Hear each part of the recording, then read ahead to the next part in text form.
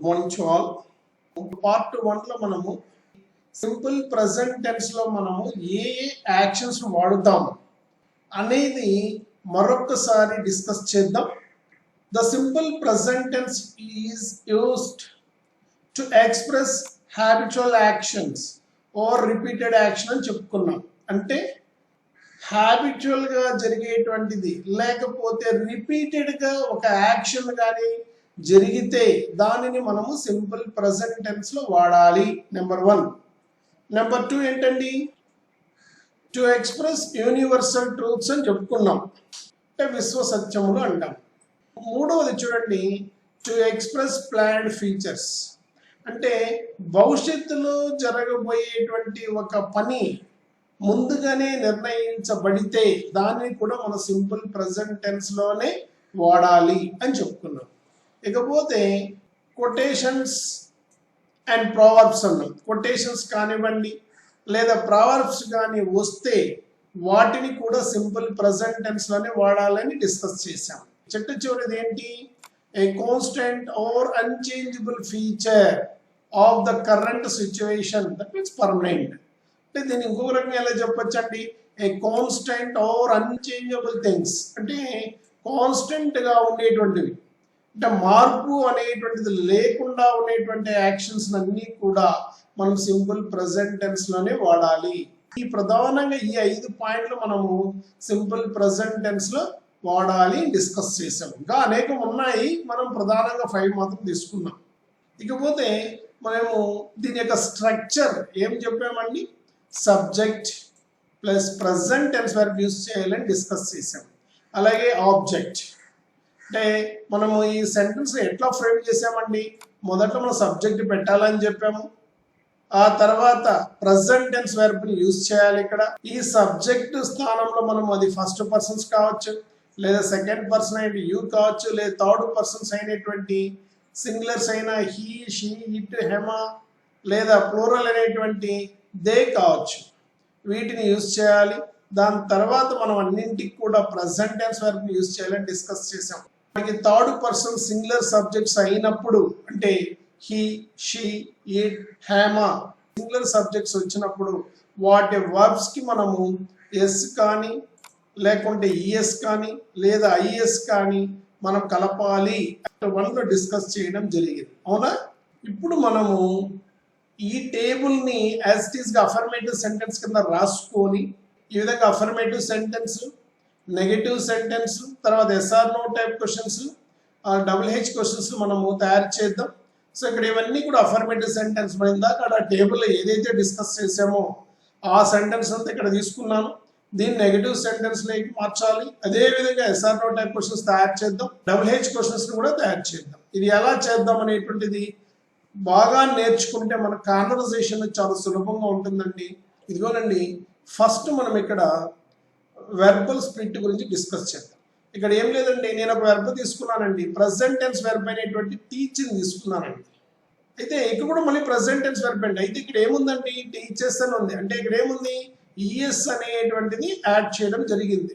Teach, teachers ఈ రెండు కూడా ప్రెజెంట్ టెన్స్ వెర్బ్స్ అండి. టాట్ అనేటువంటిది పాస్ట్ టెన్స్ వెర్బ్ అండి.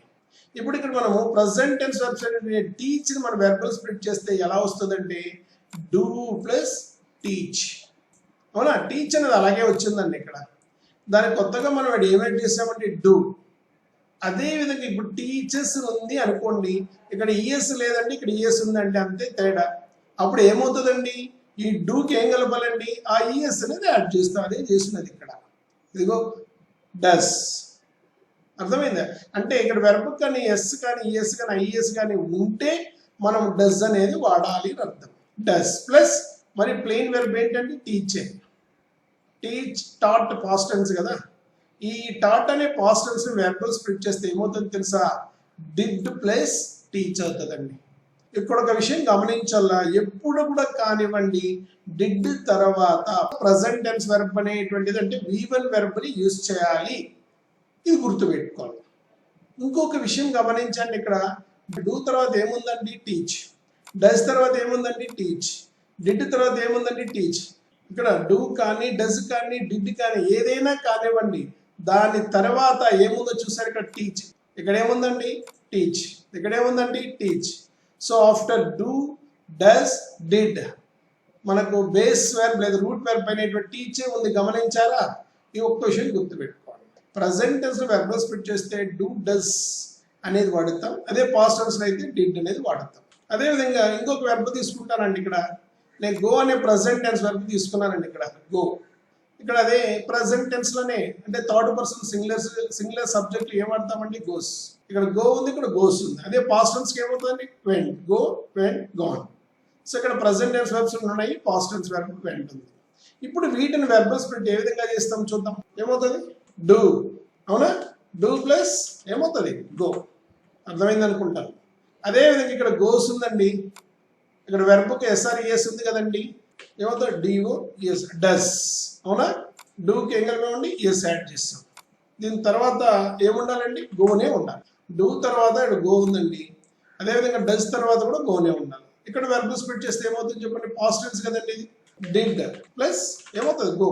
డిడ్ తర్వాత ఎప్పుడు కూడా ప్రజెంట్ టెన్స్ వెర్బే ఉండాలి, అర్థమైందా? ఈ విధంగా వెర్బ్ స్ప్లిట్ చేస్తాం. ఈ వెర్బ్ స్ప్లిట్ నేర్చుకోవడం వలన మనకి ఇక్కడ అఫర్మేటివ్ నుంచి నెగటివ్ సెంటెన్స్ లోకి మార్చాలన్నా, లేక నెగిటివ్ సెంటెన్స్ తయారు చేయాలన్నా, లేదా ఎస్ఆర్ నో టైప్ క్వశ్చన్స్ తయారు చేయాలన్నా చాలా సులభం అవుతుందండి.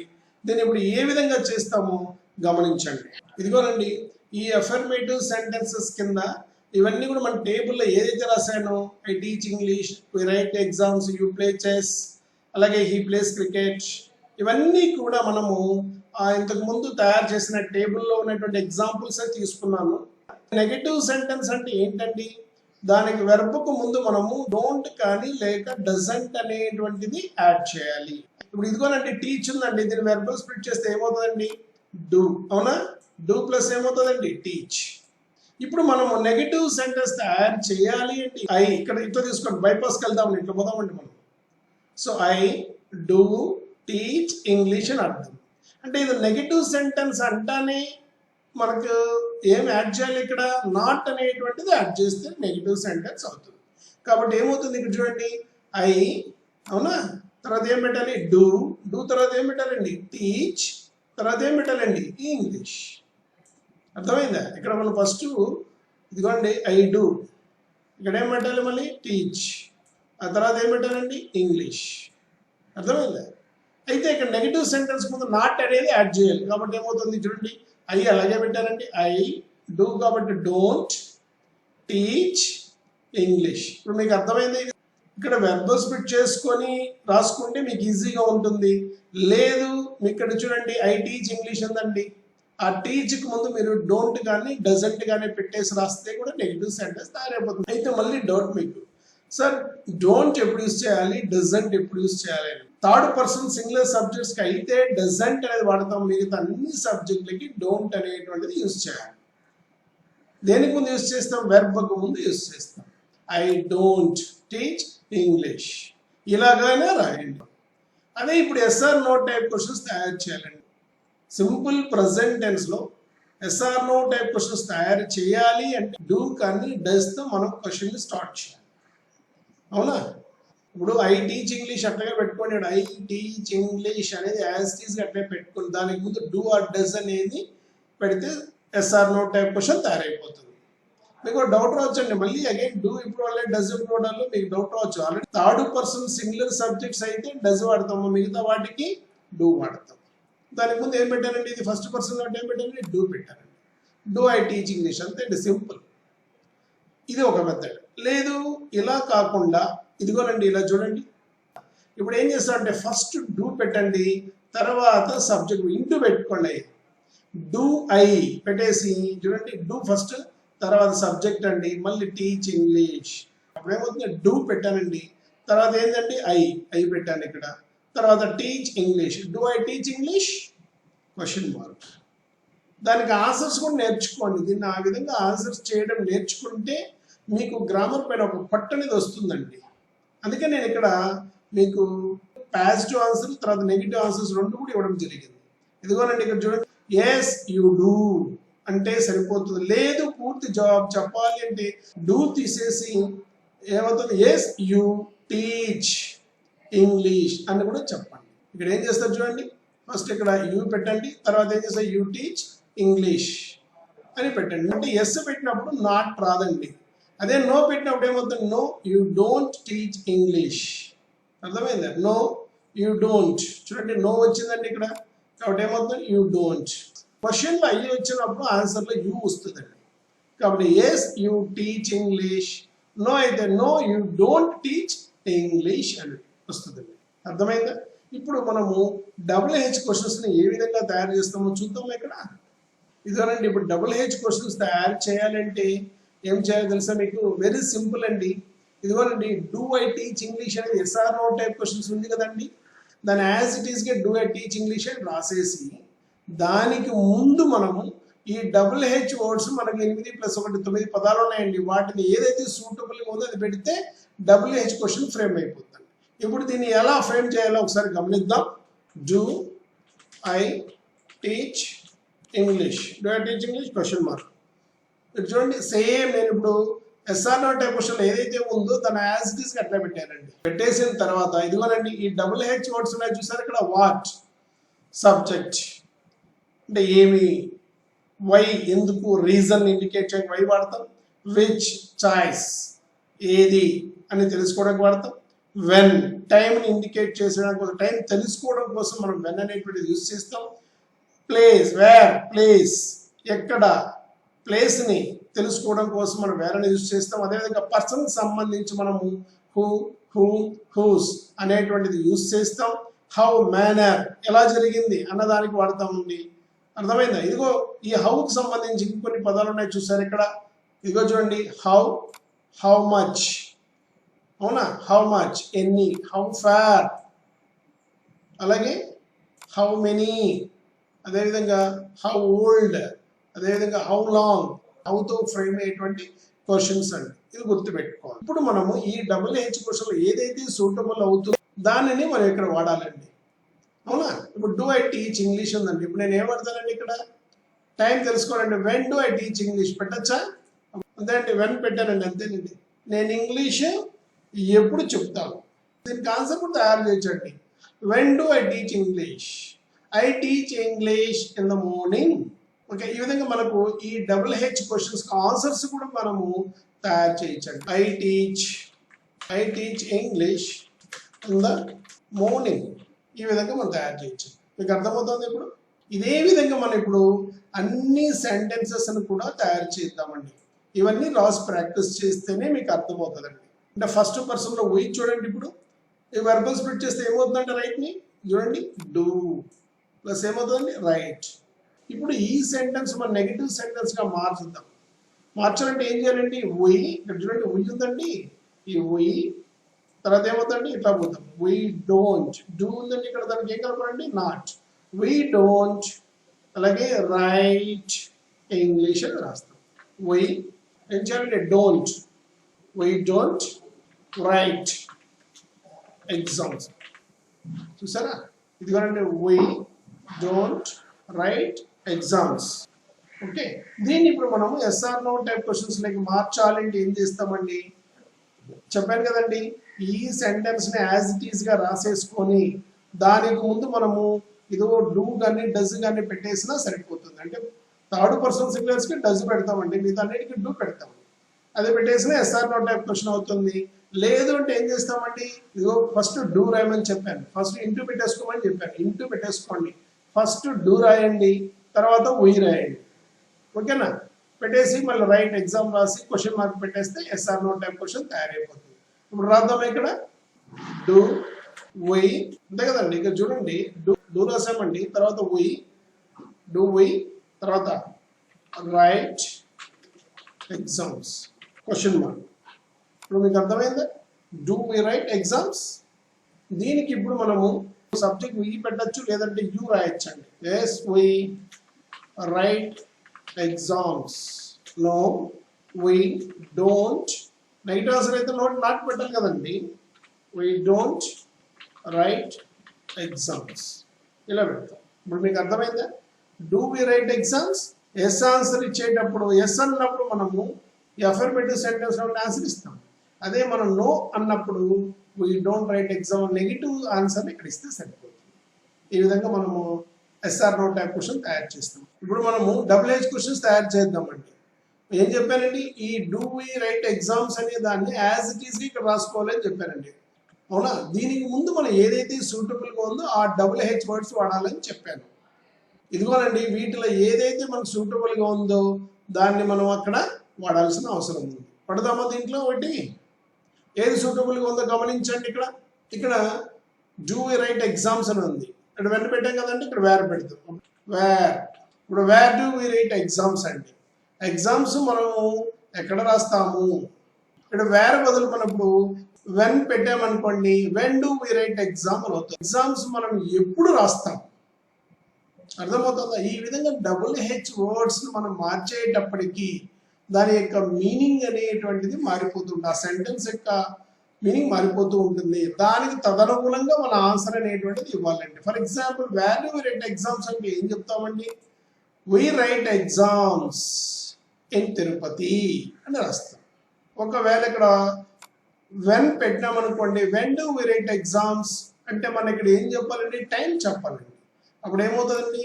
వి write exams in the evening or in the morning అనేటువంటిది పెట్టచ్చండి. ఈ విధంగా మనము డబుల్ హెచ్ క్వశ్చన్స్ కూడా తయారు చేస్తాం విత్ ఆన్సర్స్.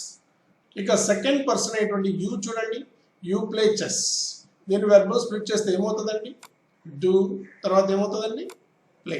అర్థమైందా? Do play. ఇప్పుడు మనము ఎలా వస్తాము? యూ ఇక్కడ డోంట్ ప్లే చెస్, అవునా? You don't play chess, you don't పెట్టాను ఇక్కడ. సో ఇలాగైనా రండి, వెర్బల్ స్ప్లిట్ చేసుకున్నా రాయండి. లేదు ఇలాగ డైరెక్ట్ రాసేయండి. యూ ప్లే చెస్ కదండి, దాన్ని ఏం చెప్పానండి? ఈ వెర్బ్కు ముందు, ప్లేకు ముందు మనం ఏం చెప్పాను మీకు? నేను డోంట్ కనేస్తే నెగిటివ్ సెంటెన్స్ తయారైపోతుంది అని చెప్పాను. దేనికి ముందు వాడాలి? డోంట్ డజంట్ అనేది ఈ వెర్బ్కు ముందు వాడితే సరిపోతుంది. ఇప్పుడు సెకండ్ పర్సన్ కదండి, కాబట్టి ఈ డోంట్ ప్లే చెస్. ఇలాగైనా నేర్చుకోండి. క్వశ్చన్స్ తయారు చేయాలంటే ఏం చేయాలంటే ఇప్పుడు మనము ఫస్ట్ డూ రాయాలి, తర్వాత యూ, మళ్ళీ యాజ్ ఇట్ ఈస్గా ప్లే చెస్ క్వశ్చన్ మార్క్ పెట్టేస్తే సరిపోతుంది. Do you play chess question mark. ఇప్పుడు దీనికి ఆన్సర్ ఏంటండి? మీకు తెలుసు కదండి, ఎస్ ఆన్సర్ రాయాలి, అదేవిధంగా నో ఆన్సర్ కూడా రాయాలి. ఎస్ అయితే ఏమవుతుందండి? ఇప్పుడు క్వశ్చన్ మిమ్మల్ని అడిగానండి, డూ యూ ప్లే చెస్, మరి చెస్ ఆడుతారా అన్నప్పుడు ఆన్సర్ మీరు ఏం చెప్తారండి? యూ క్వశ్చన్లో వచ్చినప్పుడు ఆన్సర్లో ఏం రావాలండి? ఐ పెట్టండి. లేదు ప్లూరల్ అయితే ఏం పెడతారండి? ఇక్కడ ఉయ్. ప్లూరల్ అయితే అనుకోండి ఉయ్ పెడతారండి. సింగులర్ అయితే ఏం పెడతారండి? ఇక్కడ ఐ అనేటువంటిది కదా.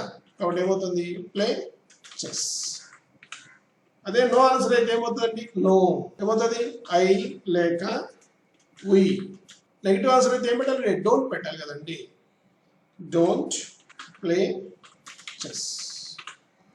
ఎందుకు నేను ఎస్ఆర్ నో టైప్ క్వశ్చన్ డెప్త్గా వెళ్తున్నానంటే కాన్వర్సేషన్లో చాలా యూస్ఫుల్గా ఉంటుందండి మీకు ఇది, అందుకని చెప్తున్నాను మీకు.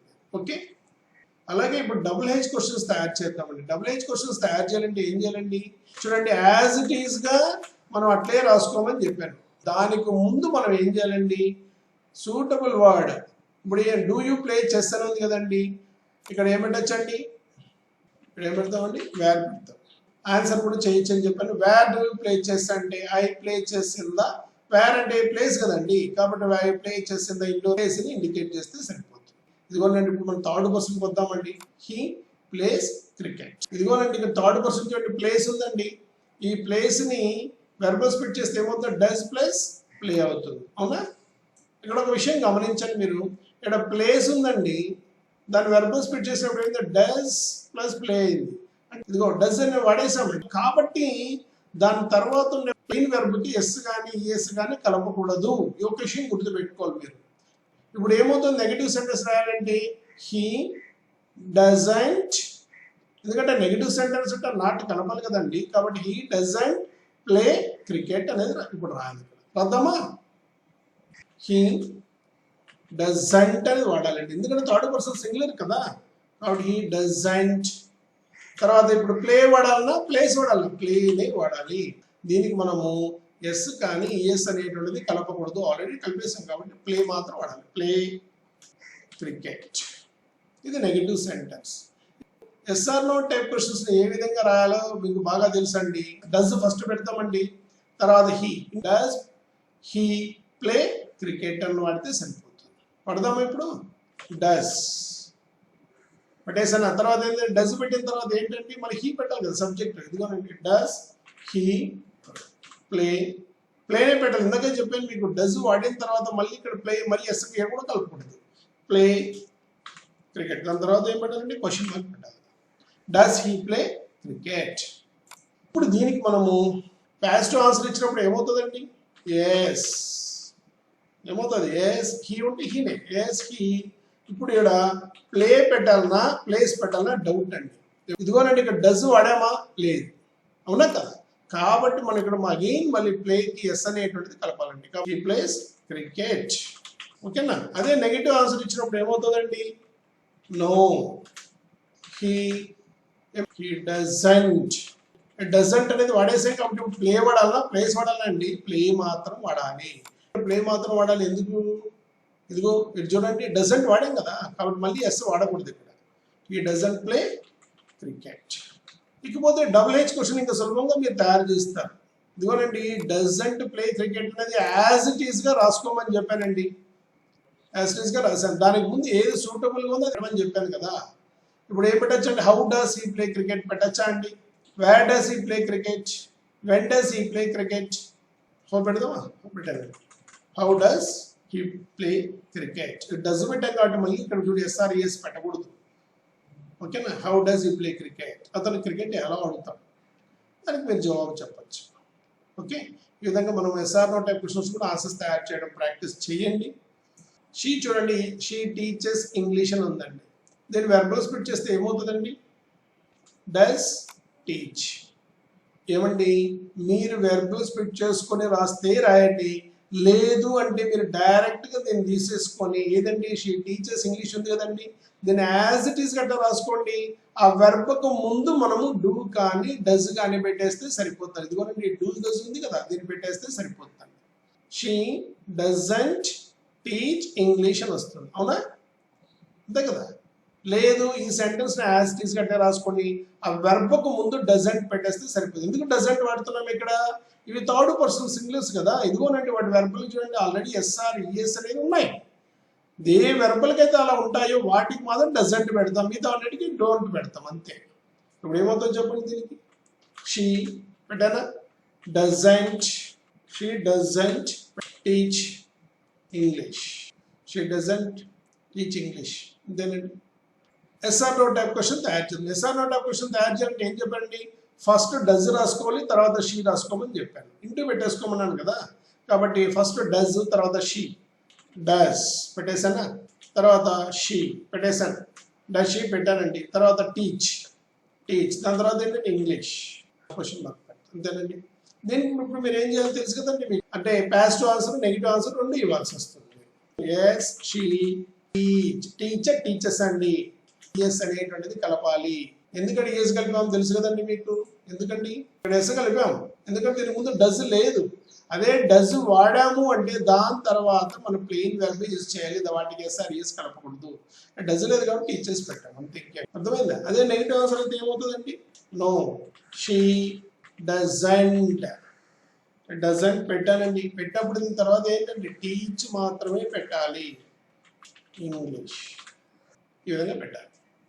ఇప్పుడు మనము ఇదే సెంటెన్స్ మనం ఏం చేయాలండి? ఇప్పుడు డబుల్ హెచ్ క్వశ్చన్స్ ఎట్లా తయారు చేస్తామో చూద్దాం. ఏం చెప్పానండి? దీన్ని యాజ్ ఇట్ ఈస్ గా తీసుకోమని చెప్పానండి నేను. డస్ షీ టీచ్ ఇంగ్లీష్ అని అంటే ఇక్కడ ఎలా పెట్టచ్చండి? Where does she teach English పెట్టచ్చు. How does she teach English అని పెట్టచ్చు.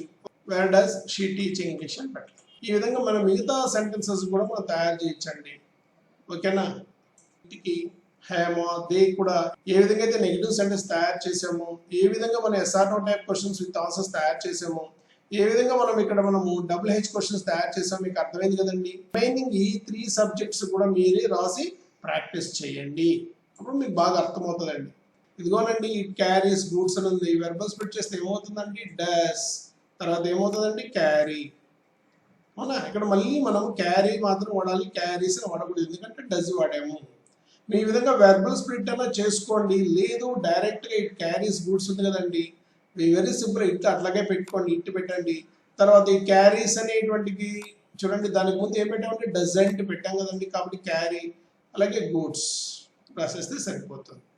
లేదు వెర్బల్ స్ప్రెడ్ ప్రకారం రాస్తే ఏమవుతుందండి, ఇక్కడ చూడండి ఈట్ రాశానండి, తర్వాత ఇక్కడ డస్ ఉందండి, ఇక్కడ నెగిటివ్ సెంటెన్స్ కాబట్టి నాట్ యాడ్ చేస్తాం, డజంట్ క్యారీ గూడ్స్ రాసి.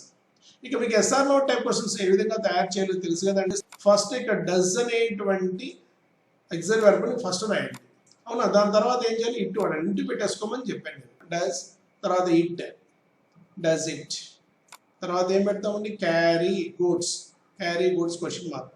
ఎస్ఆర్ మీకు తెలుసు కదండి, పాజిటివ్ ఆన్సర్ ఏ విధంగా ఇవ్వాలో మీకు తెలుసు, అదేవిధంగా నెగిటివ్ ఆన్సర్ ఏ విధంగా ఇవ్వాలో మీకు తెలుసు కదండి.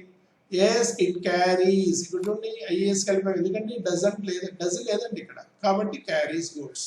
అదే మనం నో పెట్టి డజంట్ పెట్టినాం కాబట్టి ఇక్కడ మళ్ళీ క్యారీ మాత్రం వాడాలి, మళ్ళీ క్యారీస్ అనేది వాడకూడదు, గూడ్స్. ఓకేనా.